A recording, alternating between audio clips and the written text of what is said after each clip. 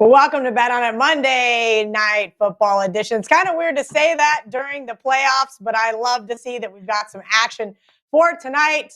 Best bet winner for me, cashed with the Bills. Marco just took the Chiefs a little bit of time. They just had to wake up in that second quarter, got the cash. VR gave you two best bets. I told you guys I hope that it would go 1-1, and it did. So VR, thank you for that. Over. I'm excited because it is $9 Monday at WagerTalk. That includes any plays the guys have up early for this weekend. Marco, do you have anything up on WagerTalk for $9? Yeah, actually, I've got my Monday card. You can get everything today because I put it all in one package because obviously I'm going to give you the football play here on the show. But we got basketball, we got hockey, we got everything going.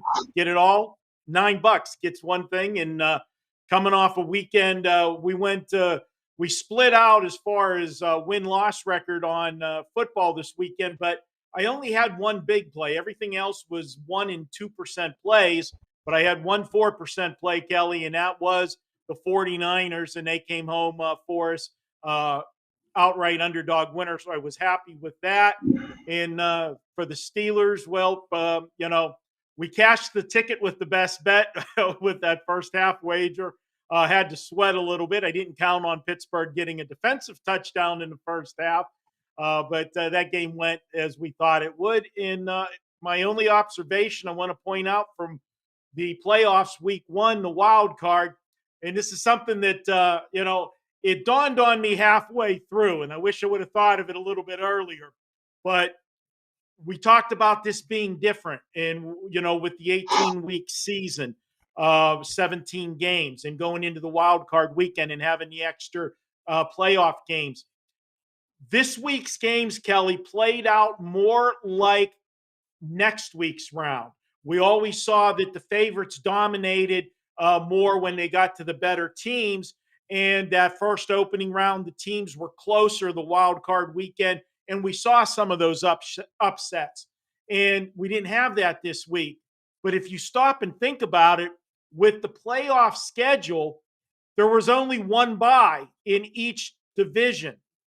So you had better teams. You had division winners playing wild card teams. So there was a bigger discrepancy, something we're going to have to probably remember for next year. But I'm sure the bookmakers are going to remember it as well and make adjustments next year moving forward also, because we did see several lopsided games. Yeah, and I overthought myself on that Niners game you mentioned, Marco. I kept looking at it and thought, I don't trust Jimmy Garoppolo. And got to kick myself in the ass with that one. That was pretty much no sweat. Sure, the back door was open for the Cowboys money line, but wire-to-wire cash for those Niners backers. So hopefully if you guys listen to me on the show, you didn't wuss out and not play the Niners like I did. VR, overall, how was your weekend? Sending out a play as we do this now, so please excuse me. It's just a busy day. It started early today. And even though I've been going low volume, we still have a little bit to fire today. Bottom line, last 3 days, I'm plus 17 units. Last 7 days, I'm plus 37 units. I'm already top 5 in profit for 2022. So coming out of the gate and doing things the right way, I'm happy already with how things are going with this lower volume. The only negative to it is I feel like I leave winners on the table and I have to fight myself because it's so easy to be short-sighted and be like, I could have had an extra 4 winners. But I did enough research. I spent like 4 months, honestly, of digging into. WagerTalk has one of the best back ends, the best back end I've ever seen. And I spent like 3 months going over the data of my 4 years there, and I was able to isolate where my biggest edges were, and that's all I'm going after, and going to try to ignore the other stuff, and that's why I have a ton of gold to share. I don't have a card up for today. I'll tell you what I bet because I do have a 4% best bet in tonight's Monday night, but I gave out only 2 college basketball, only 3 NBA, and that's probably going to be the card today. I'm looking at some NHL, still have to dig into that. But I have a ton that I could share, and even have tennis that I can share. And again, please, I don't mean to go long, but if you have any ideas, I'm meeting with someone actually today. We're talking about a possibility of partnering up to do a daily type show, because I just have so much information to share. And with me going less volume, more UFC, and again, starting to play blackjack when the Super Bowl begins, we'll talk about that in another day. I'm just going to have so much information that is a waste to not share with bettors. So, hopefully I come up with something over the next couple of weeks. So when football's over, we can keep this going. But yeah, no card for sale, but I'll give it all to you here. No problem. Whenever you guys want, you just call you're the quarterback. I'm just here to block. I'm here to hear your 4% best bet for tonight. I also have a best bet for tonight, and it is the Rams. I have a terrible number. I laid 4. We're now even seeing 3s. Circa, Westgate, Caesars, Bet Online, all just hit 3 across the board. Everybody else is sitting at 3.5. The WagerTalk odds screen looks like a freaking stoplight right now. Lots of green getting lit up there. And that makes me a little apprehensive. Total pretty much 49.5, some 50s on the board. This is my thought process, right?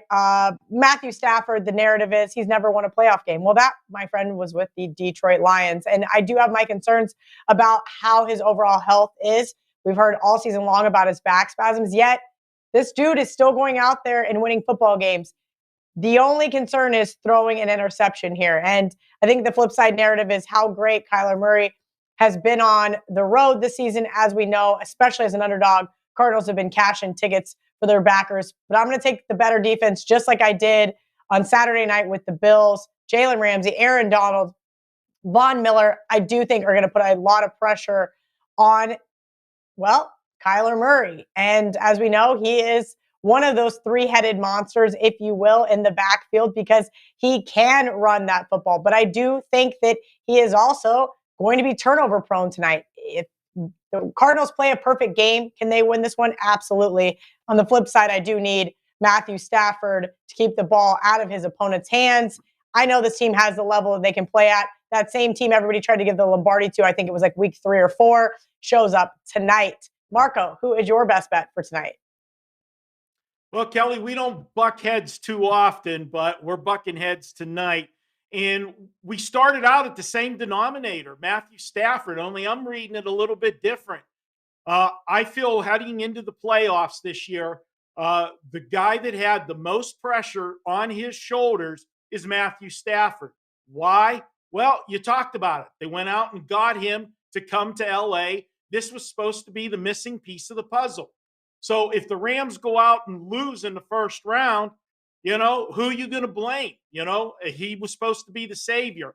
And yes, he doesn't have a playoff win. Yes, all those years were in Detroit.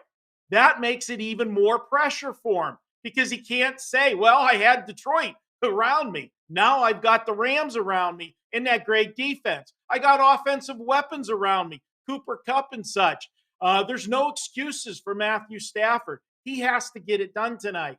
And although they've won down the stretch, would they win 5 of their last 6 games?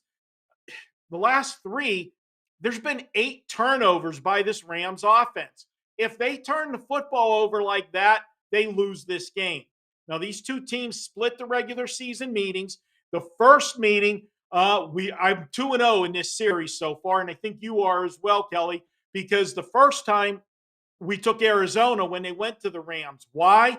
Well, because everybody was printing those Super Bowl tickets. That was the week right after they played Tampa Bay and beat Tom Brady. They did a beatdown on him, and everybody punched the Rams to the Super Bowl.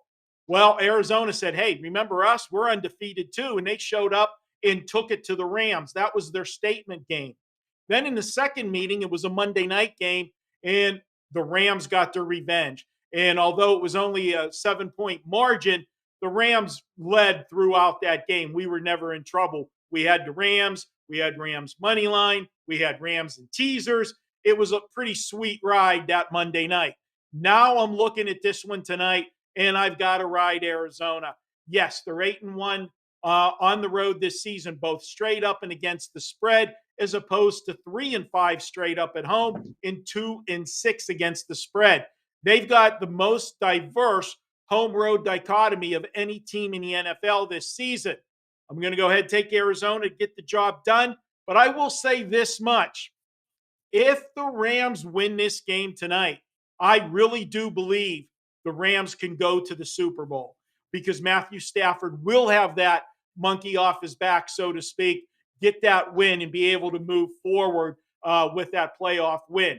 But this is going to be the toughest one, I feel, for him to get. And I'm going Rams. I'm going against them, and I'm taking Arizona. All right, VR, are you going to break the tie or are you going to give us a bet on the total? No, I actually bet the side too. And I took Arizona plus the 4.5 and I gave it out at 4 to my subscribers. It's a 4% best bet. The market's moving my way, so I'm comfortable with the bet right now, especially seeing it sit at 3, Westgate and Circa. So I feel very confident I did my job regardless of outcome. With all that said, what's going to happen tonight? Because now what's the good bet? You're able to get the Rams now at -3, much different than -4.5. I also have a teaser pending. I did one of those negative EV teasers where because I like Tampa Bay so much to advance that I teased them down, and I did it with Arizona. So I have them at 10, I believe. On a teaser pending as well. And I don't think I'm even going to try to hedge. Try to middle that because I just think it's a really good bet. With all that said, I understand why the Rams are the favorite in this spot. And against Kyler Murray, who isn't even 100%, I wouldn't be surprised if the Rams were to advance. When you look at the analytics, these are two very equally matched teams, both offensively and defensively. I think where Arizona will be able to do damage is here. If you look at the Rams, and this is why I think this line's really moving, is their secondary. We already know that Jordan Fuller was placed on IR. Well, Taylor Raps didn't practice throughout the week and is now officially out. Well, these two players led the Rams in coverage snaps this season. And now you're going up against an offense that's number 7 in offensive success rate passing the football. If Arizona don't make mistakes, meaning if this quarterback without playoff experience, which we know you do not want to back quarterbacks without playoff experience, if he doesn't turn the ball over, they will have the ability to win this game. Like Arizona's as good as the Rams. I make it pretty much neutral field. Rams about 1.5 point better. So there's a lot of randomness to who's going to win a football game like this, especially with home field advantage. We know in the series, I don't believe it's meant all that much. In fact, the road teams won 6 of the last 10. So finally, here's what I'm going to say. I'm going to take the Arizona side like I already have. I'm not going to try to middle it with any of the Rams action. I think right now at +3, I'll be honest with you, I would not make it a best bet. I think this game could actually land right there. Like I said, I have it power rated where if you factor in home field advantage, it's probably right around that field goal range. That's why I was so quickly to jump and grab that 4.5. Now, I made a mistake when I grabbed the points with New England, and whether they won or lost, that was a bad bet. The market moved against me. But tonight, nothing could be further from the truth. We made a great bet. The market respects our bet. And now it's just whether they're going to go out there and get the job done. That's where I sit going into Monday Night Football. Follow, fade, ignore. But I like Arizona. I think they cover this game. But like I said, I would not be giving it out as a best bet at +3. Above 3, yes, it's that key of a number. Especially you see the total dropping. I'm even seeing as low as 49s in some spots. Got to give every point more respect when that's the case. And finally, before we go on, I have to share this because it'll continue to stick its head out throughout these playoffs. And I kept getting DM'd yesterday or Saturday because I had my 5% play was on the over in the New England game in Buffalo. And I kept getting all these messages and at replies like, oh, is it still a 5%? Is it still 5%? It's going to be freezing. Listen to me carefully. and please don't take this as arrogance. This is just competence. I've been doing this a very long time. Rest assured, I factored in whether it's going to be cold on the East Coast in a night game during January. Rest assured, I also know that the odds makers and sports books have factored it into that betting line. And more importantly, I also know that the NFL betting market's so efficient, that information is meaningless. You know why? Because over the last 40 games, when it was less than 30 degrees, when it was below freezing, 58% of the time it went over the total. Guess what? When it was even colder, below 15 degrees, 59%. We only had 17 games over the last decade plus that were that cold. And guess what? 6 out of 10 of them went over the total. Why? Because it's an efficient betting market. It corrects itself. So when you over adjust for weather and squares think they're getting the best of it and pound the under, of course it's going to go over more than not. So be very cautious drawing conclusions on information that, if it is predictive, has been factored into the price. The only time predictive metrics or analytics matter is when someone else doesn't have them. If you uncover a predictive metric that's not factored into the price, you have gold. Don't ever share it like I'm doing with MMA. But if you don't, otherwise, like things like that, be cautious. Because again, yeah, we knew it was going to be cold. Who didn't? It's Buffalo in January at 8 at night Eastern time. So be cautious, because I just kept seeing all this under money from square accounts. And again, usually that's the perfect storm for an over. Don't blindly bet the over, but doesn't automatically mean an under either. So I'm on Arizona tonight. That's my long story short.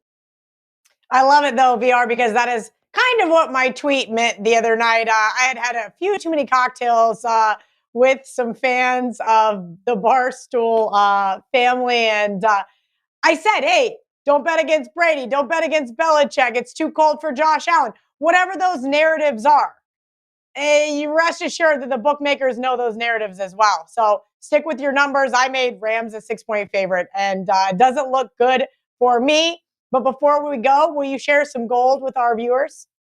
Yeah, real quickly, here's what I gave out that I confirmed as myself, is I believe still had value to share with subscribers, and other stuff that I'm still digging into. Real quick, in college basketball, and don't give me shit if these games started. I'm not looking at a schedule right now.